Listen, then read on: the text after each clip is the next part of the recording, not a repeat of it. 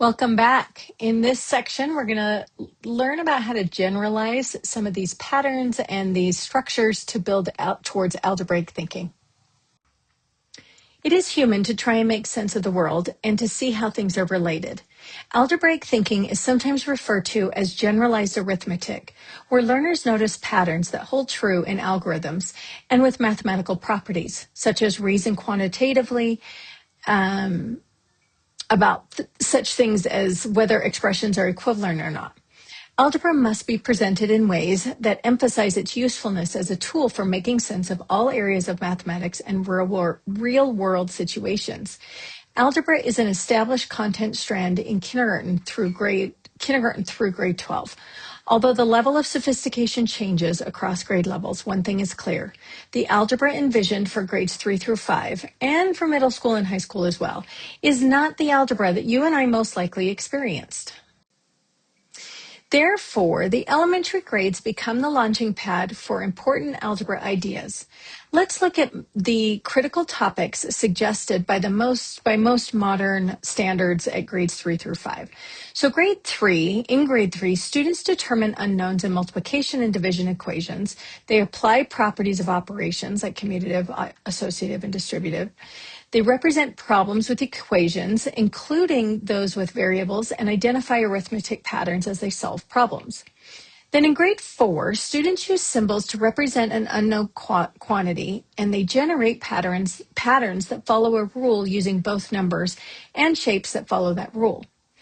In grades 5, students write, interpret, and evaluate expressions using symbols, including grouping symbols, and generate and analyze patterns.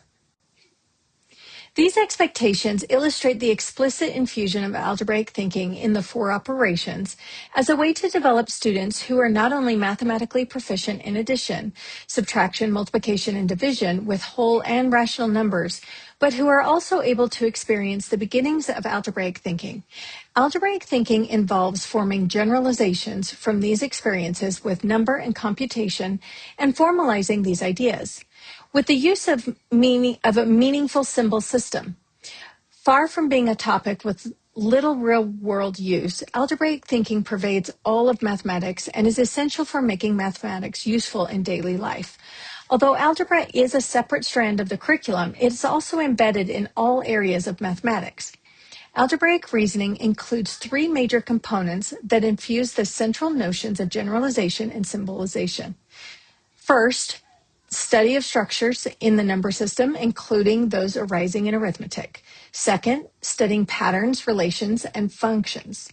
And third, process of mathematical modeling, including the meaningful use of symbols.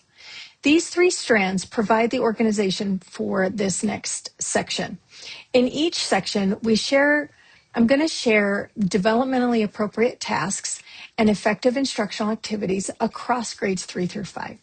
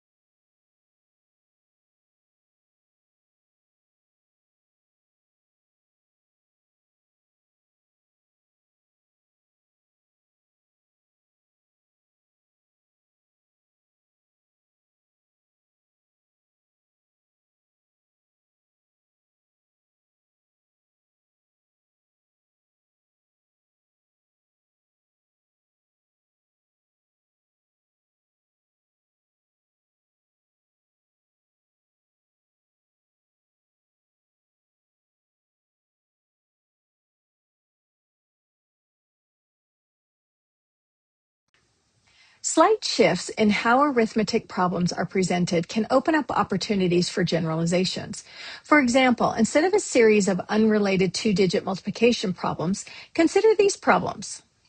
35 times 52, 52 times 35, 23 times 46, and 46 times 23. Once students have solved these problems, you can focus attention on the factors, asking questions like, what do you notice? How will this always be true? How could we write the pattern you're noticing using symbols? In their own words, students can explain that the numbers can be multiplied in any order.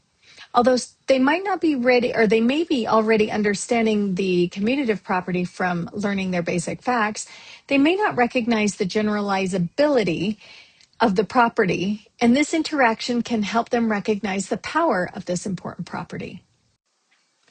When working on multiplication concepts and related facts, ask students to decide whether the following conjectures are true or false. If you multiply any whole number by 2, the answer will be an even number. Or if you multiply any whole number by 9, the answer has digits that add up to 9. Encourage students to make their own generalizations. For example, this example is the work of a fourth grade student who's trying to convince others of her conjecture that if you take half of one factor and you double the other factor, you get the same answer. Notice how she's illustrating this conjecture by sketching rectangular arrays to show why it worked. This activity is an interesting exploration for students in grades 3 through 5 and encourages students to notice patterns and move to generalizations. So press pause to read through this and consider it, play around with it, and then press play when you're ready to continue. The results of this activity are quite interesting and not obvious. The new product will be one less if the original product is a square, a number multiplied by itself. This picture shows how an array changes in the case of a square. When the original factors are not alike, increase the larger number and decrease the smaller, the difference can be related to the difference in the original factors. This activity develops the same thinking strategy, this time with decimals. Press pause and then to read through it and then hit play when you're ready to move forward. If we think back at previous learning on operation sense and whole number computation to develop algebraic thinking, these ideas need to be infused with identifying the structure and generalizations inherent in the operations. Let's explore the use of compensation strategy in adding numbers. So given the problem 67 plus 28, students might suggest adding 3 to 67 to equal 70, and either subtract 3 from 28 to add 25 for a total of 95, or add 28 to 70 to get a total of 98, and then subtract the 3. This doing and undoing approach, of course, also works with multiplication and division, capitalizing on their inverse relationship. These investigations of the operations provide opportunities for conversations that emphasize generalizations. So to think about this addition problem differently, x plus y or 67 plus 28 is the same as x plus a plus y minus a, or 67 plus 3, that's in parentheses, and then 28 minus 3, that's in parentheses. So for students in grades 3 through 5, these ideas of drawing relationships to algebraic thinking with whole number operations need to be extended to operations with fractions. Students must begin to anticipate moves they will need to make numerically with fractions that will allow them to transform the numbers, as done previously when they decomposed two-digit whole numbers into easier numbers with which to operate. For example, in adding a half plus 7/8, a student can think ahead and say a half plus 7/8 is the same as a half plus 4/8 plus 3/8. Then, using already known relationships, the students can add the associative property, a half plus 4/8 plus 3/8, for a total of 1 3/8. The researcher that did this, his name is Epsom, they go on to say that to understand arithmetic is to think relationally about arithmetic.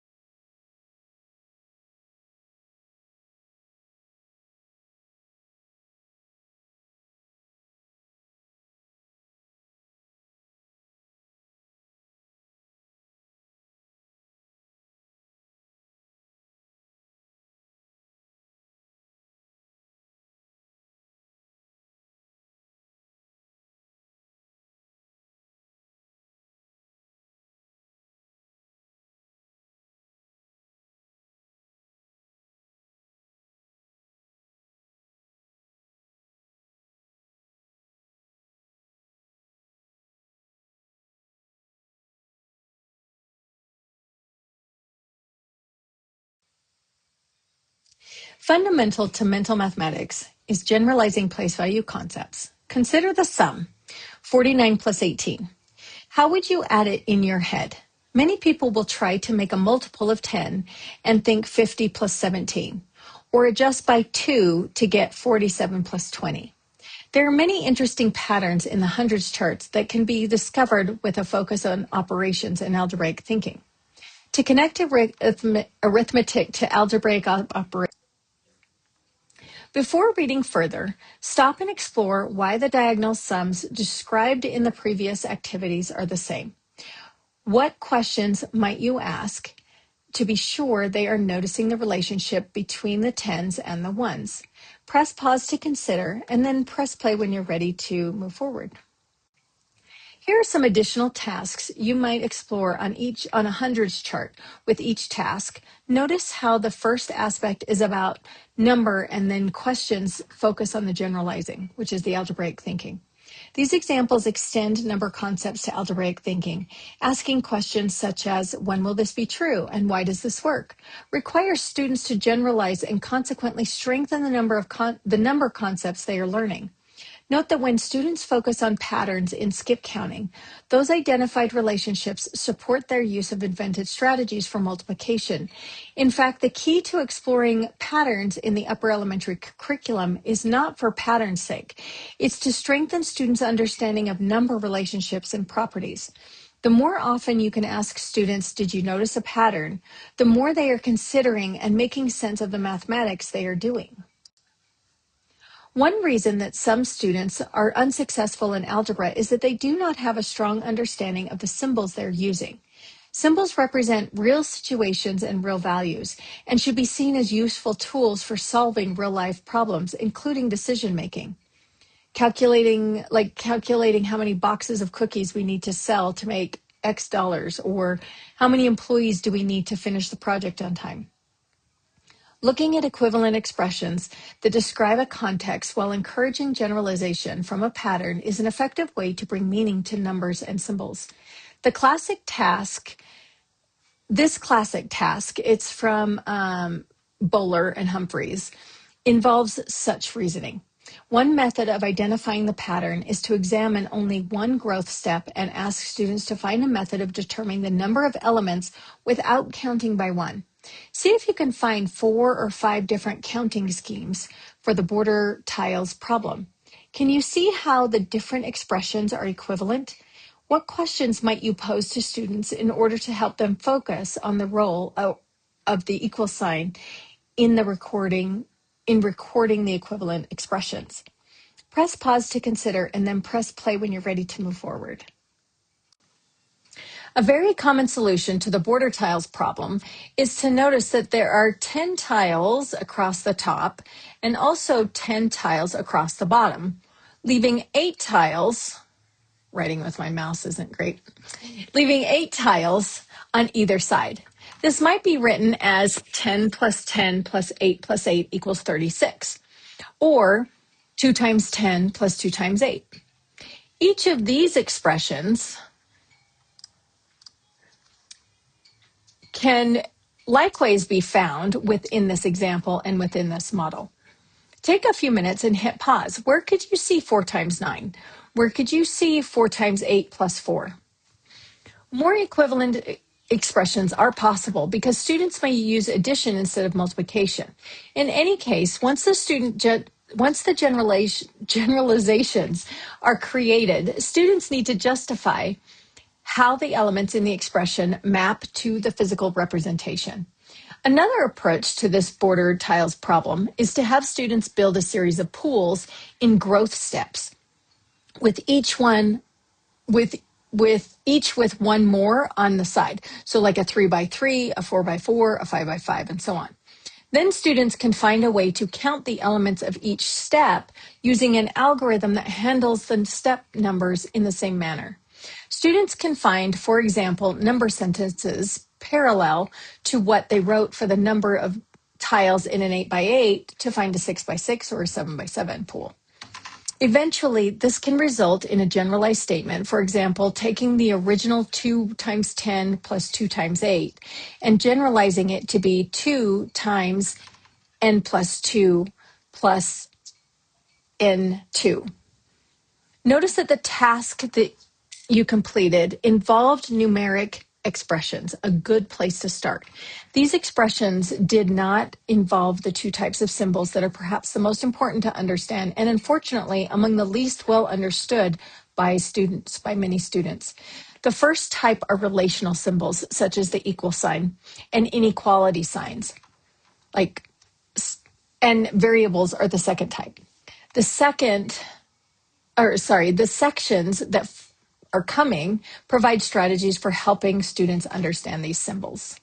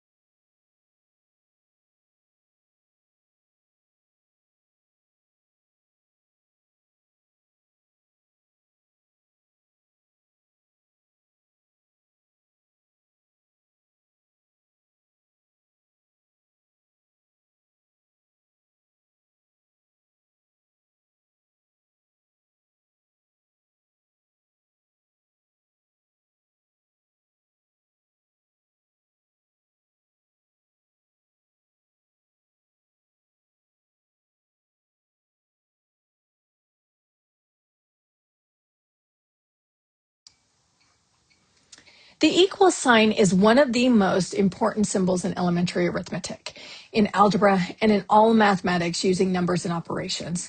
At the same time, research dating from 1975 to the present suggests that equals, this equal sign, is a very poorly misunderstood symbol. The equal sign is rarely represented in textbooks in a way to encourage students to understand the equivalence relationship in an understanding that is critical to understanding algebra. Although most standards require first graders to understand the meaning of the equal sign, there are many students in 3rd through 5th grade who don't fully understand the relationship that the equal sign describes. Students were asked in the following expressions, what number do you think belongs in the box? How do you think students typically answer this question? In a classic study, not even one 6th grader out of 145 of them, not one, it's hard to explain. All right, so why is it so important that students correctly understand the equal sign? First, it is important for students to understand and symbolize relationships in our number system. And the equal sign is a principal method of representing these relationships. For example, 6 times 7 equals 5 times 7 plus 7 shows a basic fact strategy linked to the distributive property of multiplication over addition.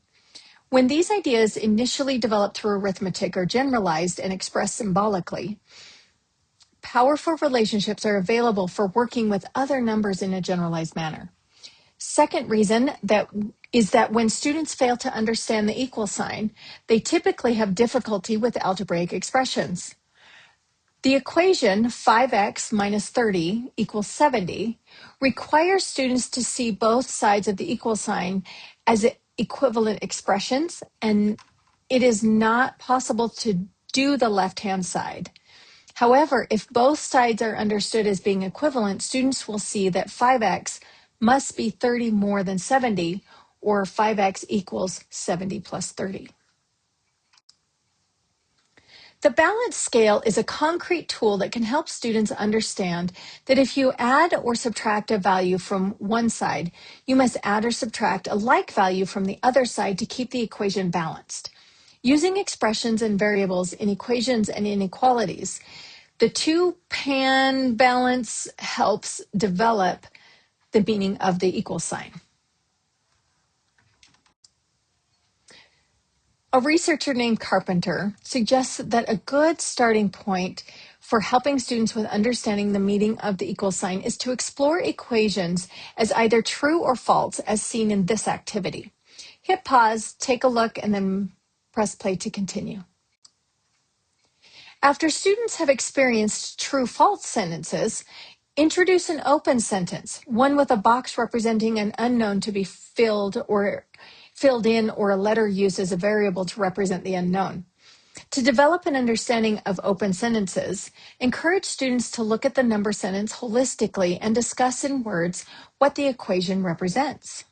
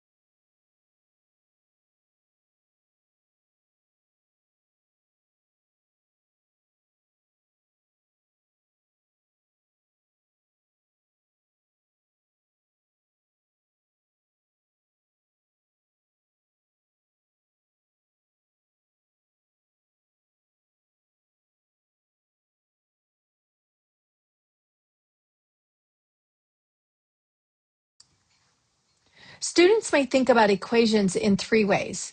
Each developmental In order to nurture relational thinking and the meaning of the equal sign, explore this series of true, false, and open sentences. Select challenging equations designed to elicit relational thinking rather than computation, such as using large numbers that make computation difficult, not impossible, but difficult. Here's some examples. Press pause and then hit play when you're ready to move forward. Here's a really fun activity. I threw this in for you to look at because the kids really like this one. So hit play, hit pause. Let's go on. Variables are first mentioned in most standards in grades 3 through 4 when students begin to use letters to stand for unknown quantities.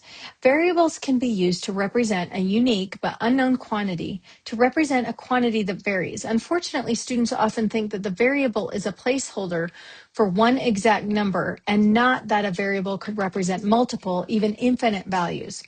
Experiences in grade 3 through 5 should focus on building meaning for variables such as these. So first, as a specific unknown. Initially, this is the use found in equations such as 8 plus something equals 12. Later, we see exercises such as if 3x plus 2 equals 4 times 14, solve for x. Secondly, as a pattern generalizer, variables are used in statements that are true for all numbers. For example, a times b equals b times a for all real numbers. And then third, as quantities vary, sometimes variables are used within an equation to communicate a relationship, such as y equals 3x. To represent x items that cost $3 each, y would be the total cost. This is called joint variation because when one quantity, x, changes, so does the other one, y. Formulas are also an example of joint variation. In A equals area equals length times width, A equals L times W. It's an example of a joint variation. In the open sentence explorations, the boxes or the question marks are precursors of a letter variable used as an unknown or missing value. Even in the primary grades, open boxes as well as question marks or letters can be used in open sentences or missing value problems. So beginning with boxes and then transitioning to variables helps make this connection explicit. Initial work with finding the value of the variable that makes the sentence true should initially rely on relational thinking or reasoning. Context can help students develop meaning for variables. Many story problems involve a situation in which the variable is a specific unknown, and as in this example. So Gary ate 14 strawberries, Jeremy ate some too. The container of 25 strawberries was gone. How many did Jeremy eat? Although students can solve this problem mentally without using algebra, they can begin to learn about variables by expressing it in symbols. 14 plus n equals 25, where the n represents the number of strawberries that Jeremy ate.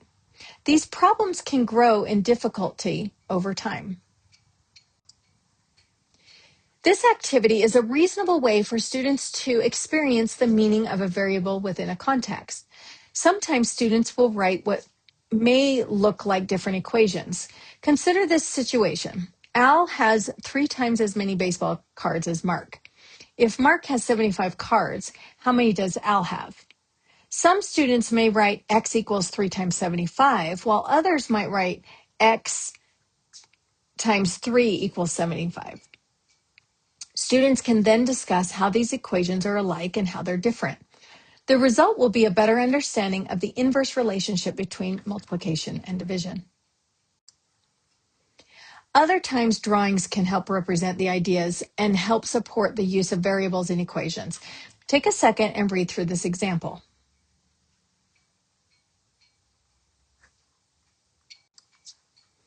If you look at this figure, you'll see how 2 students approach the problem by using drawings to help them decide which operation to use. By representing the unknown amounts with variables, they were able to reason about the situation. Variables are often used to illustrate rules or regularities that exist in our number system. We often write down these rules using variables without giving too much thought to the fact that students may not understand the variables involved.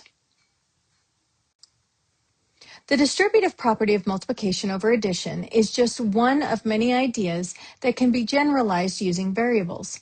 Whenever students develop charts that list corresponding values of 2 related quantities, they are exploring the idea of joint variation. The value in one column varies according to the value of the other column. Think back to the guinea pigs problem earlier in this chapter. As one cage gets more guinea pigs, the other gets fewer, which is joint variation. And as the total number of guinea pigs increases, the different ways they can be placed in the 2 cages also increases. Students can make charts relating costs to the number of units purchased or relating miles driven to gallons of gasoline used. In measurement, charts are made of that charts are made that relate perimeter of a square to the length of a side. These are also examples of functions, which will be a large part of their middle school experience. In grades 3 through 5, understanding the properties of the operations are essential to computation. Traditionally, instruction on the properties has been on matching equations to which property they illustrate. That basic pairing is not sufficient and should not be the focus of your instruction on the properties. Instead, emphasize helping the students recognize and understand these important generalizations, and more importantly, how to use them to generate equivalent expressions in order to solve problems efficiently and flexibly. For example, understanding the commutative property for both addition and multiplication reduces substantially the number of facts to be memorized. Students should examine these properties explicitly and begin to see that they can be written in generalized terms. For example, a student solving 394 plus 176 equals n plus 394 recognizes the commutative property and uses it to efficiently solve the problem. She may say that n must be 176 because 394 plus 196 is the same as 176 plus 394. To articulate this and other structural properties of our number system in a general way, ask students to share the generalization in symbols. So like a plus b equals b plus a. This makes the connection from number to algebra explicit while using notation that shows that this relationship is true for numbers beyond those in the particular problem.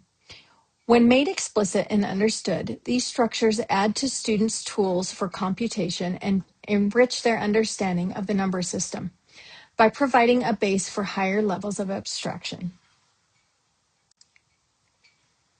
Just as sets of tasks can be used to generalize an algorithm, sets of tasks can be used to focus on the properties. Although students may understand the commutative property of multiplication with whole numbers, they may not recognize that the property also applies to multiplication of fractions. In fact, all real numbers. Ask students, is this property true for fractions? Is this property true for other types of numbers? True for all numbers? Properties of the number system can be built into students' explorations with true, false, and open number sentences. Discussing problem sets such as these and others helps students to make sense of the problems. In this third grade vignette, the teacher is helping students to reason about the commutative property. So press pause and read through this vignette, and then press play when you're ready to continue. Notice how the teacher is developing the generalizable aspects of the commutative property of multiplication. In a conceptual manner, focusing on examples to guide students to generalize, rather than asking students to memorize or identify the properties, which can be a meaningless rote activity. The structure of numbers can sometimes be illustrated geometrically. For example, as noted previously, 8 times 43 can be illustrated as a regular array. That rectangle can be partitioned into two rectangles. So let me grab my pen here. You have 8 by 43, and you can partition it into 8 times 40 and 8 times 3, preserving that quantity. Challenging the students to think about this idea in general, first described in words and then as symbols. So A times B equals C times B plus D times B. Be sure that students can connect the examples to general ideas and the general ideas back to the examples. This is the distributive property, and it is perhaps the most important central idea in arithmetic. A great way to make the properties of operations explicit is to have students explore ideas on what they notice to be always true. Ask students to try to state an idea in words of something they think is always true. For example, when multiplying a number by a second number, you can decompose the first number and multiply each part by the second number, and you'll still get the same answer. If a generalization is not clear or entirely correct, have students discuss the wording. until all agree, and then write this verbal statement of the property on the board. Call it a conjecture, and explain that it's not necessarily a true statement just because we all think that it's true. Until someone either proves it or finds a counterexample, an instance for which a conjecture is not true, it remains a conjecture. Noticing generalizable properties and attempting to justify or prove that they are true is a significant form of algebraic reasoning and is at the heart of what it means to do mathematics. The most common form of justification is the use of examples.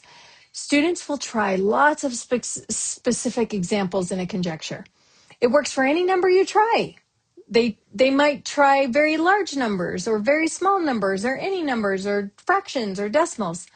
Proof by example will lead to someone asking, how do we know there aren't some numbers that it doesn't work for? Then students may reason with physical materials or illustrations to show the reasoning beyond the conjecture.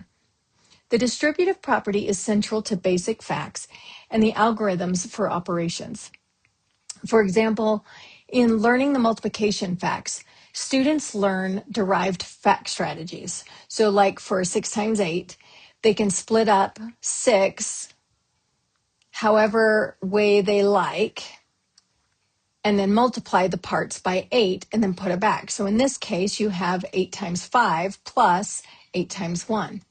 It's the same as 6 times 8. They may justify this with the following rectangles. What moves this beyond proof by example is an explanation such as it would work this way no matter what the numbers are. This activity explores properties of odd and even numbers and can lead to proof using physical materials or variables. Hit pause, and when you're ready to continue, hit play. Odd numbers and even numbers provide an excellent context for exploring structure of the number system. Students will often observe that the sum of two even numbers is even, and that the sum of two odd numbers is even, or that the sum of an even and odd number is always odd. To explain why two odd number add-ins equal an even number as the answer, a student might explain that when you divide an odd number by 2, there will be a leftover. If you do this with the second odd number, it will also have a leftover. The two leftovers go together, and when you add add the numbers so there won't be a leftover in the sum, the students should also use manipulatives such as connecting cubes to show this reasoning. Sorry that was so choppy. Using and applying the properties is central to mathematical proficiency, as it is not only emphasized in most standards, but also in our mathematical practices. An explicit focus on looking for structure and making generalizations is also important in supporting the range of learners in the classroom, from those who struggle to those who excel. Doing so requires planning, deciding what questions you can ask to help students think about generalized characteristics within the problems they are doing across all the mathematical strands. Thank you. See you later.